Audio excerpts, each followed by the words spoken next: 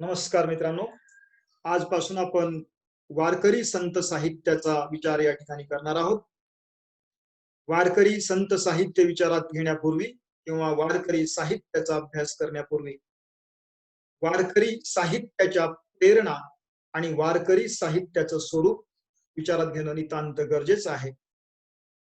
आणि वारकरी साहित्याच्या प्रेरणा, वारकरी साहित्याचं स्वरूप समजून घेण्यापूर्वी वारकरी संप्रदाय हा नेमका काय आहे किंवा वारकरी म्हणजे कोण ह्याचा विचार करणं नितांत गरजेचं आहे. तर पहा, वारकरी संप्रदायाचा जेव्हा आपण विचार करतो, वारकरी संप्रदाय आणि मराठी संस्कृती ह्या दोन गोष्टी म्हणजे अविभाज्य अशा आहेत. मराठी मन आणि मराठी संस्कृतीच्या जडणघडणीमध्ये किंवा महाराष्ट्र संस्कृतीच्या जडणघडणीमध्ये वारकरी संप्रदायाचा अत्यंत मोलाचा वाटा आहे. ते 13व्या शतकापासून ते 20व्या शतकापर्यंत मराठी मनामध्ये किंवा मराठी मातीमध्ये भक्ती आणि नीती विचार रुजवण्याचं काम या वारकरी संप्रदायाने केलेलं आहे. महाराष्ट्रातील इतर संप्रदायाचा जेव्हा आपण विचार करतो, इतर संप्रदायाच्या तुलनेमध्ये वारकरी संप्रदायाचा आपलं एक बाब आपल्या नजरेत भरते, ती म्हणजे अशी की 13व्या शतकापासून 20व्या शतकापर्यंत वारकरी संप्रदायामध्ये एकापेक्षा एक श्रेष्ठ अशा संतांची एक अखंडित परंपरा आपल्याला पाहायला मिळते. म्हणजे अशी एक अखंडित परंपरा केवळ वारकरी संप्रदायाचीच पाहायला मिळते. इतर अनेक संप्रदाय आहेत, 200 वर्षे, 300 वर्षे, 100 वर्षे असे चांगले म्हणजे श्रेष्ठ संतांची परंपरा राहिलेली आहे. पण वारकरी संप्रदायाची मात्र 13व्या शतकापासून 20व्या शतकापर्यंत संतांची एक अखंडित परंपरा राहिलेली आहे. आणि या महाराष्ट्रामध्ये भक्ती आणि नीती विचार रुजवण्याचं अखंडित असं कार्य या वारकरी संप्रदायाने केलेलं आहे. माझं तर असं मत आहे की आपला जो पुरोगामी महाराष्ट्र आहे, त्या पुरोगामी महाराष्ट्राचे पाळमुळं इथल्या वारकरी संतांच्या शिकवणीमध्ये सापडतात. म्हणजे महाराष्ट्रामध्ये म्हणजे मागच्या 150 वर्षापासून पुरोगामी विचारवंतांची एक अखंडित परंपरा आहे. अशी पुरोगामी विचारवंतांची अखंडित परंपरा कोणत्याही प्रांताला नाही. 150 वर्षाची, 150 वर्षापासून म्हणजे जवळपास महात्मा फुलेंपासून ते नरेंद्र दाभोळकरांपर्यंत जे परिवर्तनवादी पुरोगामी विचारवंतांची जी परंपरा महाराष्ट्र लाभली, मला वाटतं ह्याचे जे मूळ आहेत, ह्याचे मूळ आपल्याला वारकरी संत साहित्यामध्ये सापडतात किंवा वारकरी संतांच्या शिकवणीमध्ये सापडतात. असा हा महाराष्ट्रातला एक अत्यंत महत्वाचा असा संप्रदाय. वारकरी संप्रदाय म्हणजे महाराष्ट्र संस्कृती आणि महाराष्ट्र संस्कृती म्हणजे वारकरी संप्रदाय असं समीकरणच बनलेलं आहे. आणि या वारकरी संप्रदायाच्या साहित्याचा अभ्यास करणं म्हणजे महाराष्ट्र संस्कृतीचा अभ्यास करणं आहे किंवा महाराष्ट्राच्या विचारधनाचा अभ्यास करणं आहे असं म्हटलं तरी वावगं ठरणार नाही. तर मित्रांनो, वारकरी संप्रदाय जो आहे हा वारकरी संप्रदाय म्हणजे 13व्या शतकापासून वेगवेगळ्या नावांनी ओळखला जातो. हा संप्रदाय भागवत धर्म, वैष्णव संप्रदाय, भक्ती चळवळ, वारकरी संप्रदाय अशा विविध नावांनी हा संप्रदाय ओळखला जातो. आणि हा संप्रदाय म्हणजे समता आणि समन्वयशीलतेचा पुरस्कर्ता संप्रदाय आहे. म्हणजे हा संप्रदाय समतेचा संदेश देणारा संप्रदाय आहे. म्हणजे कुळ जात वर्ण येथे म्हणजे अवघ्याची कारण असं या ठिकाणी संत ज्ञानेश्वर म्हणतात किंवा संत तुकाराम म्हणतात की विष्णुमय जग वैष्णवाचा धर्म भेदाभेद ब्रह्म अमंगळ. म्हणजे अशा प्रकारे म्हणजे हा वारकरी संप्रदाय समतेचा पुरस्कर्ता संप्रदाय आहे आणि त्याचबरोबर समन्वयशीलतेचा पुरस्कर्ता संप्रदाय आहे. आता समन्वयशीलता म्हणजे काय? त्या काळामध्ये विविध जे मतप्रवाह होते, सगळ्या मतप्रवाहांना आपल्या पोटात सामावून घेणारा संप्रदाय म्हणजे वारकरी संप्रदाय आहे. किंवा वारकरी संप्रदायापूर्वी या महाराष्ट्रामध्ये किंवा या दक्षिण भारतामध्ये म्हणजे शैव आणि वैष्णव यांच्यामध्ये मोठ्या प्रमाणामध्ये युद्ध होत होते, संघर्ष होत होते. आणि वारकरी संप्रदाय मात्र शैव आणि वैष्णवामध्ये समन्वय साधणारा हा संप्रदाय आहे. कारण वारकरी संप्रदाय मुळामध्ये समन्वय साधण्यासाठी, समतेचा संदेश समाज मनामध्ये रुजवण्यासाठी अस्तित्वामध्ये आलेला संप्रदाय आहे. म्हणजे समन्वयशीलतेचा संदेश वारकरी संप्रदायातील प्रत्येक गोष्टीतून आपल्याला मिळतो. ते या ठिकाणी पहा, शैव आणि वैष्णवांना एकत्र आणून समन्वय निर्माण करण्याचा प्रयत्न या वारकरी संप्रदायाने केलेला आहे. आणि वारकरी संप्रदायाची म्हणजे वारकरी संप्रदायाची उपास्य देवता आहे श्री विठ्ठल. विठ्ठल ही जी देवताच मुळामध्ये समन्वयशीलतेचं प्रतीक आहे. कुणाला विठ्ठलामध्ये बुद्ध दिसतो, तर कुणाला विठ्ठलामध्ये म्हणजे जैन साधू दिसतो, तर कुणाला विठ्ठलामध्ये शिव दिसतो. म्हणजे त्या दृष्टिकोनातून विठ्ठलाकडे पाहिलं तसा विठ्ठल दिसतो. म्हणजे विठ्ठल ही देवता समन्वयशीलतेचं प्रतीक आहे. अनेक हनुमत स्वामी एका ठिकाणी म्हणतात, शिवा वाचुनी आहे कोण, विठ्ठल मस्तकी शिव जाण. म्हणजे शिवाशिवाय कोण आहे, तर म्हणजे विठ्ठलाच्या मस्तकावर शिव आहे. म्हणजे विठ्ठल ही जे किंवा विठ्ठलाच्या मस्तकावर शिवलिंग असल्याचं सांगितलं जाते. म्हणजे अशा प्रकारे विठ्ठल हा शैव आणि वैष्णव या दोघांच्या समन्वयशीलतेचं प्रतीक आहे. म्हणजे सर्व विचारधारेच्या समन्वयाचं प्रतीक किंवा सर्व मतांच्या समन्वयाचं प्रतीक म्हणजे श्री विठ्ठल आहे, असं या ठिकाणी सांगितलं जाते. म्हणजे अशा प्रकारे विठ्ठल हे समन्वयशीलतेचं प्रतीक असणार दैवत हे वारकरी संप्रदायाचं उपास्य दैवत आहे. वारकरी संप्रदाय शैव आणि वैष्णव किंवा विविध मतप्रवाहांचा समन्वय साधणारा असा संप्रदाय म्हणजे हा वारकरी संप्रदाय आहे.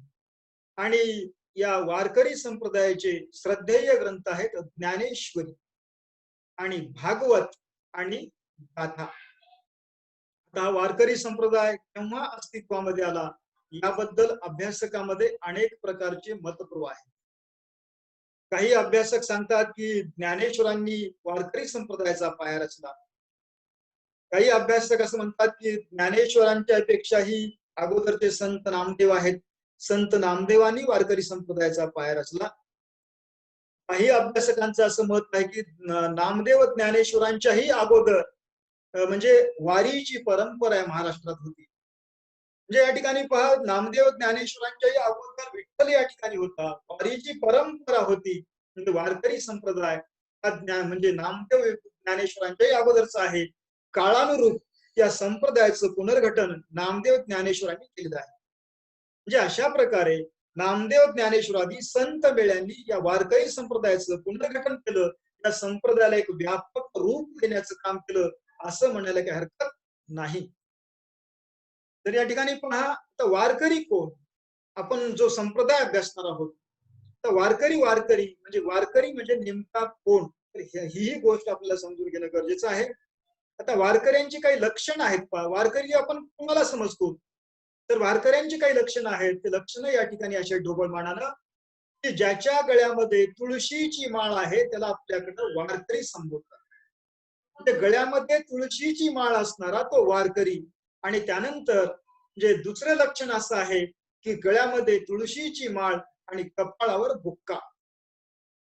म्हणजे गळ्यामध्ये तुळशीची माळ, कपाळावर बुक्का आणि ज्याच्या मुखामध्ये सतत रामकृष्ण हरी या मंत्राचा जप चालू असतो त्यास वारकरी म्हणतात. हा, तर वारकऱ्यांचे लक्षण काय, गळ्यामध्ये तुळशीची माळ, कपाळावर बुक्का आणि मुखामध्ये सतत रामकृष्ण हरी मंत्राचा जप. आणि त्याचबरोबर यानंतरच एक अत्यंत महत्वाचं लक्षण वारकऱ्याचं काय आहे, तर ते म्हणजे आषाढी, कार्तिकी व इतर पर्वणी प्रसंगी पंढरपूरची वारी करणारा तो वारकरी. म्हणजे आषाढी, कार्तिकी व इतर पर्वणी प्रसंगी कधीच तो पंढरपूरची वारी चुकू देत नाही, त्यास वारकरी असं म्हणतात. किंवा म्हणजे जो पंढरपूरची वारी करतो त्यास वारकरी असं म्हणतात. आणि त्यानंतर संत प्रणीत म्हणजे संत ज्ञानेश्वर नामदेवापासून ते तुकारामापर्यंतचे जे काही संत आहेत, त्या संतांचे जे विचार आहेत ते विचार जो कृतीमध्ये आणतो त्यास वारकरी म्हणतात. हेही वारकऱ्याचं अत्यंत महत्वाचं लक्षण आहे. तर पहा, वारकरी म्हणजे कोण, ज्याच्या गळ्यामध्ये तुळशीची माळ आहे, ज्याच्या कपाळावर बुक्का आहे, मुखामध्ये रामकृष्ण हरी मंत्राचा अखंडित जप आहे, जो आषाढी, कार्तिक किंवा इतर पर्वणी प्रसंगी पंढरपूरची वारी करतो. ते जरी शक्य नाही झालं तर आयुष्यातून एकदा तरी पंढरपूरची वारी करतो. आणि त्यानंतर संतांचे विचार ज्याच्या कृतीमध्ये आहेत ते अत्यंत महत्वाचं आहे. म्हणजे संतांचे विचार ज्याच्या कृतीमध्ये आहेत त्यास वारकरी असं म्हणतात. आणि असा हा वारकरी संप्रदाय आहे. तर आता पहा, या वारकरी संप्रदायाचं मराठी साहित्य विश्वामध्ये अत्यंत मौलिक असं योगदान आहे. म्हणजे मराठी संत साहित्याला समृद्ध करण्याचं काम, मराठी संत साहित्याला श्रीमंत करण्याचं काम या वारकरी संतांनी केलेलं आहे. मग या मराठी वारकरी संत साहित्याचा अभ्यास करण्यापूर्वी वारकरी संत साहित्याच्या प्रेरणा समजून घेणं गरजेचं आहे. म्हणजे वारकरी संतांनी कोणत्या प्रेरणेतून साहित्य लेखन केलं, कारण त्या साहित्याचं म्हणजे स्वरूप अभ्यासण्यासाठी, त्या साहित्याची प्रकृती अभ्यासण्यासाठी आपल्याला त्या साहित्याच्या प्रेरणा अभ्यासणं गरजेचं आहे. वारकरी संतांनी नेमकं कोणत्या प्रेरणेतून आपलं साहित्य लेखन केलं आहे त्याचा विचार जेव्हा आपण करतो, तर तेव्हा या ठिकाणी मी काही मुद्दे या ठिकाणी दिलेले आहेत पहा. तर त्यामध्ये पहिला मुद्दा असा आहे, वारकरी संत साहित्य जे आहे ते जनहिताच्या तळमळीतून म्हणजे जनहिताच्या प्रेरणेतून आकाराला आलेलं आहे. म्हणजे या ठिकाणी पहा, वारकरी संतांनी जे साहित्य लेखन केलं आहे ते करमत नाही म्हणून त्यांनी साहित्य लेखन केलेलं नाही, किंवा मनोरंजन करण्यासाठी साहित्य लेखन त्यांनी केलेलं नाही, किंवा आजच्या कवीप्रमाणे पुरस्कार मिळवण्यासाठी साहित्य लेखन केलेलं नाही, किंवा कोणत्या तरी कमिट्यावर जाण्यासाठी साहित्य लेखन केलेलं नाही. तर वारकरी संतांचं जे साहित्य लेखन आहे जे आहे पहा, ते जनहिताच्या तळमळीतून आहे. वारकरी संतांच्या साहित्याची प्रेरणा स्पष्ट करताना तुकारामांच्या अभंगाचा एका अभंगाचा या ठिकाणी आपल्याला आधार घ्यावा लागतो. संत तुकाराम असं म्हणतात, बुडती हे जन न देखवे डोळा, येतो कळवळा म्हणून या. म्हणजे वारकरी संतांनी जे साहित्य लेखन केलेलं आहे, ते साहित्य लेखन कशासाठी केलेलं आहे की समाज बुडत चालला आहे. म्हणजे अज्ञानाच्या अंधकारामध्ये, अंधश्रद्धेमध्ये, अज्ञानामध्ये समाज बुडत चाललेला आहे. अशा अंधश्रद्धेमध्ये किंवा अज्ञानामध्ये समाज बुडत चालला आहे आणि ते अक्षरशः आम्हाला डोळ्यानं पाहावं वाटत नाही. म्हणून अशा समाजाचा उद्धार करण्यासाठी, अशा समाजाला दिशा दाखवण्यासाठी, अशा समाजाला जीवनाची दृष्टी देण्यासाठी संत म्हणजे वारकरी संतांनी साहित्य लेखन केलेलं आहे. म्हणून ते म्हणतात पहा, जन ही म्हणजे बुडती हे जन म्हणजे समाज बुडत चालल्या अज्ञानामध्ये, अशा समाजाला विवेकी दृष्टी देण्यासाठी म्हणजे विवेकी दृष्टी देण्यासाठी या ठिकाणी आम्ही साहित्य लेखन करत आहोत असं या ठिकाणी संत तुकाराम सांगतात. किंवा तुकारामांच्या या अभंगातून वारकरी संतांची भूमिका किंवा वारकरी संतांच्या साहित्यामागची भूमिका या ठिकाणी व्यक्त झालेली आहे. आणि त्यानंतर वारकरी संतांच्या साहित्याच्या प्रेरणेचा विचार करत असताना दुसरी प्रेरणा आपल्याला अशी पाहायला मिळते. ती प्रेरणा म्हणजे पारमार्थिक ज्ञानाचा प्रसार. म्हणजे आजपर्यंत म्हणजे वारकरी संप्रदायापूर्वी किंवा महानुभाव संप्रदायापूर्वी आपण पाहिलो की आपलं सगळं ज्ञान भांडार हे संस्कृत भाषेच्या कडी-कुलुपामध्ये बंदिस्त होतं. आणि संस्कृत भाषेवर मुठभर अभिजन वर्गाची मक्तेदारी होती. इथला तमाम समाज हा संस्कृत भाषेपासून अनभिज्ञ होता. आणि अशा काळामध्ये म्हणजे महानुभाव संप्रदायाच्या संतांनी असो किंवा वारकरी संप्रदायाच्या संतांनी असो, त्यांनी विचार केले, म्हणाले की या समाजाचा जर उद्धार करायचा असेल, सकल समाजाचा उद्धार करायचा असेल, तर सकल समाज किंवा तमाम बहुजन समाज ज्या भाषेमध्ये बोलतो त्या भाषेतच उपदेश केलं पाहिजे किंवा साहित्य लेखन त्या भाषेमध्ये केलं पाहिजे. म्हणून संस्कृत भाषेमध्ये जो आपला ज्ञानाचा भांडार होता, संस्कृत भाषेमध्ये असलेला ज्ञानाचा भांडार इथल्या बहुजन समाजापर्यंत पोहोचवण्यासाठी वारकरी संतांनी साहित्य लेखन केले. म्हणून संत ज्ञानेश्वर आपल्या ज्ञानेश्वरीमध्ये म्हणतात पहा, ये मराठीची नगरी ब्रह्मविद्येचा सुकाळू करी. पहा, म्हणजे ज्ञानेश्वरांची ही जी ओवी आहे ती खूप ओळखी आहे. या ओवीतूनच वारकरी संत साहित्याची प्रेरणा स्पष्ट होते. तर या ठिकाणी वारकरी संत साहित्याच्या प्रेरणा पहा त्यांच्या उक्तीतूनच व्यक्त होतात, त्यांच्या वचनातूनच व्यक्त होतात.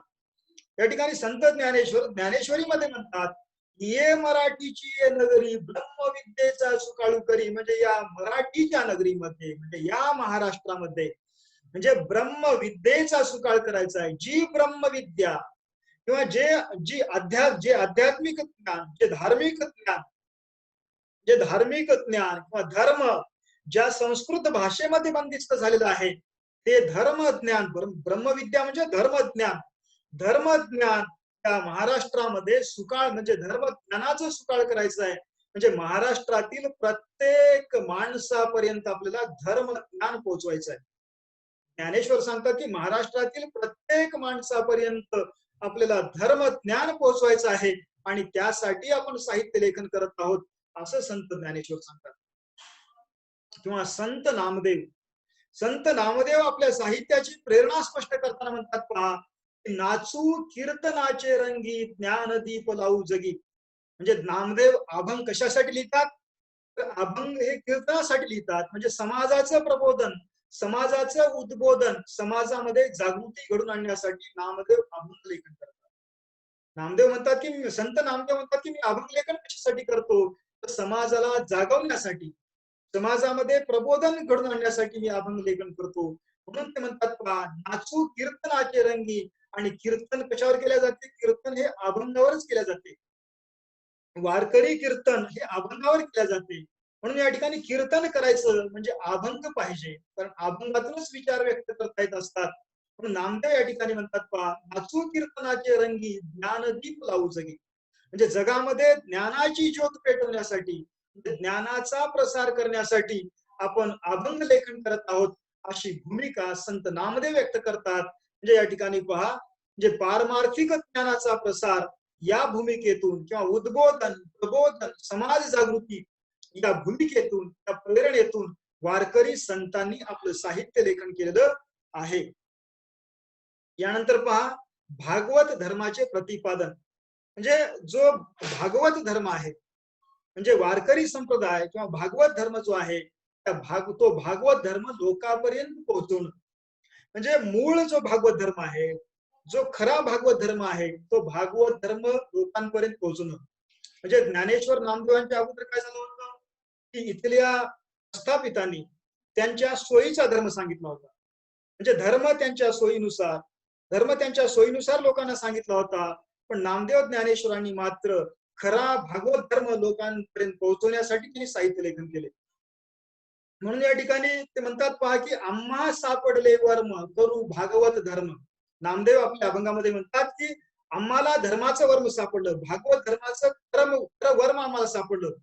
आजपर्यंत जो भागवत धर्म सांगण्यात आला होता तो काही लोकांच्या सोयीनुसार सांगण्यात आला होता, पण आम्ही मात्र खरा भागवत धर्म लोकांपर्यंत पोहोचवणार आहोत, कारण आम्हाला भागवत धर्माचं जे वर्म सापडलं आहे. म्हणजे काय? आम्हाला जो धर्म कळाला, आम्हाला जो भागवत धर्म कळाला, तो धर्म लोकांना सांगण्यासाठी आम्ही साहित्य लेखन करत आहोत असं वारकरी संत म्हणतात. म्हणून नामदेव या ठिकाणी म्हणतात, पहा, आम्हा सापडले वर्म. म्हणजे आम्हाला जो खरा धर्म सापडला किंवा आम्हाला जो धर्माचं वर्म, आम्हाला जे धर्माचं वर्म कळालं ते लोकांपर्यंत पोहोचवण्यासाठी आम्ही साहित्य लेखन करत आहोत असं या ठिकाणी हे वारकरी संत म्हणतात. म्हणून नामदेव म्हणतात, आम्हा सापडले वर्म करू भागवत धर्मात. आम्ही सगळीकडं त्या भागवत धर्माचा प्रसार करू आणि त्यासाठी साहित्य लेखन करू. आणि त्याचबरोबर पहा, समाजाच्या नैतिक उन्नतीची भूमिका मनामध्ये ठेवून वारकरी संतांनी साहित्य लेखन केलेलं आहे. म्हणजे समाजाच्या नैतिक उन्नतीच्या प्रेरणेतून वारकरी संत साहित्याकाराला आलेला आहे. या ठिकाणी म्हणजे संत ज्ञानेश्वर आपल्या एका रचनेमध्ये ते म्हणतात, अवघाची संसार सुखाचा करीन आनंदे भरीन तिन्ही लोक. म्हणजे या ठिकाणी पहा, समाजाचं नैतिक उन्नती करून त्या जगामध्ये सुख निर्माण करायचं आहे. जगामध्ये सुख केव्हा निर्माण होत असते? जेव्हा समाजातलं शोषण थांबत असते, समाजातली विषमता थांबत असते, तेव्हा आपोआपच या जगामध्ये सुख निर्माण होत असते. म्हणजे दुःखाचं मूळ इथलं शोषण आहे, इथली विषमता आहे, हे वारकरी संतांनी ओळखलं होतं. म्हणून समाजामध्ये समतेचा संदेश देऊन, समाजामध्ये प्रेमाचा, शांतीचा, दयेचा, अहिंसेचा संदेश देऊन त्या ठिकाणी हा संसार सुखाचा करायचा आहे. अवघाची संसार सुखाचा करीन म्हणजे या ठिकाणी म्हणजे कल्याणकारी मूल्यांची रुजवण करून अवघा संसार सुखाचा करायचा आहे आणि तिन्ही लोक आनंदानं भरायचे आहेत. म्हणजे अशा प्रकारे म्हणजे चिरंतन कल्याणकारी मूल्यांची रुजवणूक करून या ठिकाणी आनंद निर्माण करण्यासाठी आपण साहित्य लेखन करत आहोत असं संत ज्ञानेश्वर म्हणतात. आणि त्याचबरोबर संत तुकाराम म्हणजे आपल्या अभंग लेखनाची भूमिका स्पष्ट करत असताना ते म्हणतात की आम्हा हे कौतुक जगा द्यावी नीत करावे फजित चुकतीजी. म्हणजे मी हे अभंग लेखन कशासाठी करत आहे किंवा आम्ही हे लेखन कशासाठी करतो, आम्हा हे कौतुक जगा द्यावी नीत म्हणजे जगाला नीती शिकवण्यासाठी किंवा जगामध्ये नीती विचार रुजवण्यासाठी आम्ही हे सगळं करत आहोत. आणि जगामध्ये नीती विचार रुजवायचं आणि त्याचबरोबर जे चुकीच्या मार्गाने जाणारे जे लोक आहेत म्हणजे त्यांची फजिती करायचं म्हणजे जे दांभिक आहेत त्यांचा बुरखा फाडायचा आणि समाजामध्ये नीती विचारांची रुजवणूक करायचं असं या ठिकाणी म्हणजे हे संत तुकाराम सांगतात. म्हणजे वारकरी संत साहित्य समाजाच्या नैतिक उन्नतीच्या प्रेरणेतून किंवा नैतिक उन्नतीच्या भूमिकेतून आकारला आलेलं आहे. आणि त्याचबरोबर पहा म्हणजे आत्मोद्धाराची प्रेरणा ही वारकरी संप्रदायाच्या तळाशी आहे. आता आत्मोद्धार म्हणजे प्रत्येक संत हा जो साहित्य लेखन करतो त्यामध्ये एक भूमिका अशी आहे की आत्मोद्धार. आत्मोद्धाराची प्रेरणा स्पष्ट करताना एका संतांनी या ठिकाणी म्हटले पहा, नाम घेता भगवंताचे पाश तुटती जन्माचे. संत नामदेव असं म्हणतात, आम्ही म्हणजे आमच्या अभंगातून आमच्या साहित्यातून आम्ही काय करतो तर परमेश्वराचंच नाव घेतो. म्हणजे आमच्या अभंगातून आम्ही परमेश्वराचा गौरव करतो, परमेश्वरांचे गुण सांगतो किंवा परमेश्वरांचं नामगायन करतो. हा तर त्याच्यातून काय होते तर नाम घेता भगवंताचे पाश तुटती जन्माचे, ह्यातून आपण त्या सगळ्या ह्याच्यातून मुक्त होतो. म्हणजे अशा प्रकारे संत नामदेव सांगतात की म्हणजे या सगळ्या गोष्टीतून मुक्त होण्यासाठी म्हणजे आम्ही परमेश्वराचं नाव घेतो असं या ठिकाणी सांगतात. म्हणजे आत्मोद्धाराच्या प्रेरणेतूनही म्हणजे वारकरी संतांचं साहित्य लेखन झालेलं आहे. आणि त्याचबरोबर समाजोद्धाराची प्रेरणा ही वारकरी संप्रदायाच्या तळाशी आहे. तर समाजोद्धार या ठिकाणी संत ज्ञानेश्वर आपल्या एका ओळीमध्ये म्हणतात पहा, आबाल सुबोधे ओवियाचेनी प्रबंधे ब्रह्मरस सुस्वादे अक्षरे गुंफिली. म्हणजे या महाराष्ट्रातील जे आबाल म्हणजे जे कळते न कळते सगळ्या प्रकारचे जे लोक आहेत म्हणजे लहानांपासून ते थोरांपर्यंत सगळ्यांपर्यंत अध्यात्म पोहोचवण्यासाठी, सगळ्यांपर्यंत धर्म पोहोचवण्यासाठी, सगळ्यांपर्यंत धर्माचा खरा अर्थ पोहोचवण्यासाठी मी ओवीच्या माध्यमातून लिहित आहे. आणि ब्रह्मरस सुस्वादे अक्षरे गुंफिली अशा प्रकारे ओवीच्या माध्यमातून मी रसाळाची अक्षरे गुंफवत आहे. आणि ते कशासाठी तर म्हणजे पोरांपासून थोरांपर्यंत सगळ्यांपर्यंत धर्म पोहोचवण्यासाठी असे संत ज्ञानेश्वर सांगतात. आणि त्याचबरोबर संत एकनाथ जे आपल्या साहित्याची प्रेरणा स्पष्ट करताना म्हणतात पहा, मुख्यत्वे ग्रंथाचे राखावे प्रेम प्रति पदी प्रतिपादावे परब्रह्म हाची कवित्वाचा वर्म श्रोते सप्रेम सुखी होती. म्हणजे मुख्यत्वे ग्रंथाचे राखावे प्रेम प्रति पदी प्रतिपादावे परब्रह्म म्हणजे काय करावं म्हणजे परब्रह्माचं प्रतिपादन करण्यासाठी मी साहित्य लेखन करत आहे. म्हणजे माझं कवित्व कशासाठी आहे तर परब्रह्माचं प्रतिपादन. आता परब्रह्म म्हणजे धर्माचा खरा अर्थ, म्हणजे या ठिकाणी भागवत धर्माचा खरा अर्थ लोकांना सांगण्यासाठी मी साहित्य लेखन करत आहे असं संत एकनाथ या ठिकाणी सांगतात. म्हणजे अशा प्रकारे ह्या आहेत वारकरी संत साहित्याच्या प्रेरणा. म्हणजे आत्मोद्धार, समाजोद्धार, समाजाच्या नैतिक उन्नतीची भूमिका, समाज हिताची तळमळ, अशा प्रकारे या सगळ्या प्रेरणेतून वारकरी संत साहित्य आकाराला आलेलं आहे. तर आता मित्रांनो आपण वारकरी साहित्याचं एक ढोबळ स्वरूप अभ्यासणार आहोत. आपण वारकरी साहित्याचं स्वरूप तर पुढे तपशीलवार आपण अभ्यासणार आहोत, पण आज एक आपण ढोबळपणानं वारकरी साहित्याचं नेमकं स्वरूप काय आहे ते या ठिकाणी पाहणार आहोत. आता वारकरी साहित्याचा जेव्हा आपण विचार करतो, समग्र वारकरी साहित्यावर जेव्हा आपण एक नजर मारतो तेव्हा एक आपल्याला ढोबळमानानं असं दिसते की वारकरी साहित्यामध्ये गीता भागवतावर भाष्य लेखन झालेलं आहे. आपण पाहतो की ज्ञानेश्वरी असं म्हणतात की संत ज्ञानेश्वरांनी ज्ञानेश्वरीचं लेखन करून वारकरी संप्रदायाला तात्विक अधिष्ठान दिलेलं आहे. वारकरी संप्रदायाला एक भक्कम तात्विक अधिष्ठान ज्ञानेश्वरीच्या रूपाने मिळालेलं आहे. म्हणून संत कवयित्री बहिणाबाई सारखी कवयित्री असं म्हणते, बहिणाबाई शिवकर आपल्या एका अभंगामध्ये म्हणते, ज्ञान देवे रचिला पाया उभारिले देवालया. जे ज्ञानेश्वरांनी या वारकरी संप्रदाय रूपी मंदिराचा पाया रचला असं बहिणाबाई म्हणते. याबद्दल अभ्यासकामध्ये अनेक प्रकारचे मतभेद आहेत. पण म्हणजे ज्ञानेश्वरांनी ज्ञानेश्वरीच्या माध्यमातून वारकरी संप्रदायाला एक भक्कम तात्विक अधिष्ठान सुरुवातीच्या काळात दिले. त्यामुळं बहिणाबाईंनी या ज्ञानेश्वरांना वारकरी संप्रदायाचा पाया संबोधला असेल असं मला या ठिकाणी वाटते. म्हणजे पहा, या वारकरी संप्रदायामध्ये संत ज्ञानेश्वरांनी ज्ञानेश्वरीचं लेखन केलं. ज्ञानेश्वरी म्हणजे भगवद्गीतेवरचं भाष्य. आणि त्याचबरोबर संत एकनाथांचं चतुश्लोकी भागवत हा जो ग्रंथ आहे, तो ग्रंथ म्हणजे भागवतावरचं भाष्य आहे. आणि एकनाथी भागवत म्हणजे संपूर्ण भागवतावरचं हे संत एकनाथांचं भाष्य म्हणजे एकनाथी भागवत. म्हणजे वारकरी संप्रदायामध्ये म्हणजे गीता भागवतावर संतांनी अग्रक्रमानं भाष्य केलेलं आहे. म्हणजे वारकरी संप्रदायातील संतांनी भागवत धर्म लोकांपर्यंत पोहोचवण्यासाठी गीता भागवतावर भाष्य करून गीता भागवत सुलभ करून ते लोकांपर्यंत पोहोचवलेले आहे. आणि त्याचबरोबर पहा, वारकरी संप्रदायाच्या संतांनी काही स्वतंत्र ग्रंथही लिहिलेले आहेत. आता स्वतंत्र ग्रंथांचा जेव्हा आपण विचार करतो पहा, तर ज्ञानेश्वरांचा जो अमृत अनुभव आहे, अमृत अनुभव म्हणजे ज्ञानेश्वरांचं आत्मचिंतन आहे. ज्ञानेश्वरी म्हणजे गीतेचं चिंतन आहे. अमृत अनुभव म्हणजे ज्ञानेश्वरांचं आत्मचिंतन आहे. खरे ज्ञानेश्वर कळतात ते त्यांच्या अमृत अनुभवातून.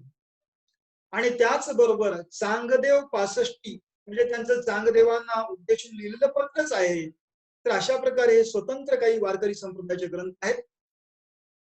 काही एक दोन आख्यान काव्य देखील वारकरी संप्रदायात झालेली आहेत. त्यात म्हणजे संत एकनाथांचं रुक्मिणी स्वयंवर म्हणजे 13व्या शतकापासून ते 16व्या शतकापर्यंत जेवढे काही रुक्मिणी स्वयंवर लिहिल्या गेले, अनेकांनी लिहिल्या गेले, जवळपास 20-22 लोकांनी रुक्मिणी स्वयंवर लिहिले. पण त्यात सगळ्यात सरळ जर रुक्मिणी स्वयंवर कोणाचे असतील तर एक नरेंद्र पंडित आणि दुसरं म्हणजे संत एकनाथांचं. आणि हे जे आख्यान काव्य आहे म्हणजे रुक्मिणी स्वयंवर म्हणजे एक आख्यान काव्य आहे. त्यानंतर काही महाकाव्याच्या धर्तीवर वारकरी संतांनी काही ग्रंथ लिहिले आहेत. त्यामध्ये पहा, आपल्याला संत एकनाथांचा उल्लेख करावा लागतो. संत एकनाथांनी भावार्थ रामायण हा ग्रंथ लिहिला. म्हणजे महर्षी वाल्मिकीच्या महाकाव्याचा आदर्श डोळ्यासमोर ठेवून या संत एकनाथांनी मराठीमध्ये भावार्थ रामायण हा ग्रंथ लिहिला. महाराष्ट्रामध्ये खेड्यापाड्यामध्ये रामकथा पोहोचवण्याचं खऱ्या अर्थानं जर काम कोणी केलं असेल तर संत एकनाथांच्या भावार्थ रामायण या ग्रंथाने केलेलं आहे. खेड्यामध्ये पूर्वी श्रावण मासमध्ये पोथी लावण्याची जी प्रथा होती, त्यामध्ये सगळ्यात जास्त गावामध्ये पोथी भावार्थ रामायण हा ग्रंथ चालत होता. म्हणजे या ठिकाणी ज्या काळामध्ये औपचारिक शिक्षणाचे साधन नव्हते, त्या काळामध्ये म्हणजे या ठिकाणी लोकांच्या मनामध्ये भक्ती नीती विचार रुजवण्याचं काम, लोकांच्या मनामध्ये संस्कृती संस्कार रुजवण्याचं काम किंवा लोकांच्या मनामध्ये आपलं पूर्व संचित रुजवण्याचं काम या वारकरी संप्रदायातील संत एकनाथांच्या भावार्थ रामायणासारख्या ग्रंथाने केलेलं आहे. अशा प्रकारे महाकाव्याच्या धर्तीवरही वारकरी संतांनी आपलं साहित्य लेखन केलेलं आहे. आणि त्यानंतर वारकरी संतांनी स्फुट काही काव्य लिहिलेलं आहे पहा. तर वारकरी संतांनी प्रामुख्यानं 2 प्रकारचे छंद वापरलेले आहेत प्रामुख्यानं. एक म्हणजे ओवी, दुसरा म्हणजे अभंग. आता ओवी हा छंद त्यांनी कशासाठी वापरला, तर ओवी हा छंद आपल्याकडं अनादी काळापासून चालू आहे. कारण आपल्याकडं ज्ञानेश्वरांच्या पूर्वी देखील ओवी होती, पण स्त्रिया जात्यावर जळत असताना ओवी छंदामध्ये गात असत.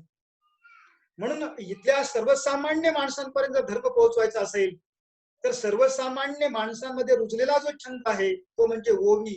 तोच छंद ज्ञानेश्वरांनी नेमका उचलला. म्हणजे गीता मराठीमध्ये सांगण्यासाठी त्यांनी ओवी छंद हा उचलला किंवा ओवी छंद त्यांनी वापरले का, तर ओवी छंद तिथल्या तमाम समाजामध्ये रुजलेला तो छंद होता. आणि ज्ञानेश्वरांनी ज्ञानेश्वरी ओवीमध्ये लिहिली, अमृत अनुभव त्यांनी ओवीमध्ये लिहिलं, किंवा चांगदेव 65 ग्रंथ ओवीमध्येच आहे. आणि एकनाथांचे सगळेच ग्रंथ हे ओवी या छंदामध्येच आहे. तर अशा प्रकारे संतांनी ओवी हा छंद उचलला आणि ओवी या छंदातून त्यांनी आपले सगळे ग्रंथ लेखन केले. आणि त्याचबरोबर जेव्हा वारकरी संतांच्या स्फुट काव्याचा आपण विचार करतो, तर वारकरी संतांचं स्फुट काव्याचं भांडार खूप मोठं आहे. ग्रंथाच्या तुलनेमध्ये जर विचार केला तर स्फुट काव्यच वारकरी संप्रदायाचं मोठ्या प्रमाणामध्ये आहे. आणि मराठी मनामध्ये रुजलेलं जे आहे ते वारकरी संतांचं स्फुट काव्यच आहे. त्यामध्ये वारकरी संतांनी अभंग हा छंद प्रामुख्यानं या ठिकाणी वापरला. अभंग या काव्याचे जनक किंवा अभंग या छंदाचे जनक म्हणून आपण संत नामदेवाकडे पाहतो. अभंगामध्ये दोन प्रकारचे अभंग आहेत, मोठा अभंग आणि छोटा अभंग. आणि दोन्ही प्रकारचे अभंग वारकरी संतांनी लिहिलेले आहेत. अभंग या म्हणजे छंदाचा पाया संत नामदेवांनी रचला आणि अभंग या छंदाला कीर्तीच्या कळसावर चढवण्याचं काम संत तुकारामांनी केलेलं आहे. आणि अशा प्रकारे संत नामदेवापासून ते निळोबाराय पिंपळनेरकर पर्यंत प्रत्येक संतांनी अभंग लेखन केलेलं आहे. म्हणजे संत नामदेवांनी अभंग लेखन केले, संत ज्ञानेश्वरांनी अभंग लेखन केले, मुक्ताई, निवृत्तीनाथ, सोपानदेव, गोरा कुंभार, चोखामेळा, बंका महाल, स्वैराबाई, कान्होपात्रा किंवा नरहरी सोनार अशा सगळ्या संतांनी अभंग लेखन केलेले आहेत. म्हणजे निळोबाराय पिंपळनेरकर पर्यंत प्रत्येकाने अभंग लेखन केलेले आहेत. तर या ठिकाणी पहा, म्हणजे अभंग लेखन त्यांनी मोठ्या प्रमाणामध्ये केलेलं आहे. आणि त्याचबरोबर वारकरी संतांनी भारुड लेखन केलेलं आहे. आणि भारुडांचा जेव्हा आपण विचार करतो, ज्ञानेश्वरांच्या संत एकनाथांच्याही पूर्वी भारुड लिहिण्यात आलेले आहेत. पण भारुड हा काव्य प्रकार खऱ्या अर्थानं त्या भारुड या काव्य प्रकाराला लौकिक प्राप्त करून देण्याचं काम जर कोण केलं असेल तर ते संत एकनाथांनी केलेलं आहे. आज असं समीकरण झालेलं आहे, म्हणजे भारुड म्हणजे संत एकनाथ, एकनाथ म्हणजे भारुड म्हणजे संत एकनाथ, किंवा संत एकनाथ म्हणजे भारुड. म्हणजे एवढं भारुडाला लौकिक प्राप्त करून देण्याचं काम या संत एकनाथांनी केलेलं आहे. आणि त्याचबरोबर संत एकनाथांनी गवळणीही लिहिलेले आहेत. म्हणजे अशा प्रकारे हे वारकरी संप्रदायाचं स्फुट काव्य आहे. तर एकूण अशा प्रकारे या वारकरी संप्रदायाचं साहित्य आहे. तर आज आपण या तासामध्ये वारकरी संप्रदाय म्हणजे नेमका काय, वारकरी म्हणजे कोण, आणि वारकरी साहित्याच्या विविधांगी प्रेरणा आणि वारकरी साहित्याचं एक ढोबळमानानं स्वरूप आपण या ठिकाणी अभ्यासलो. तर आपण या ठिकाणी थांबू. धन्यवाद मित्रांनो.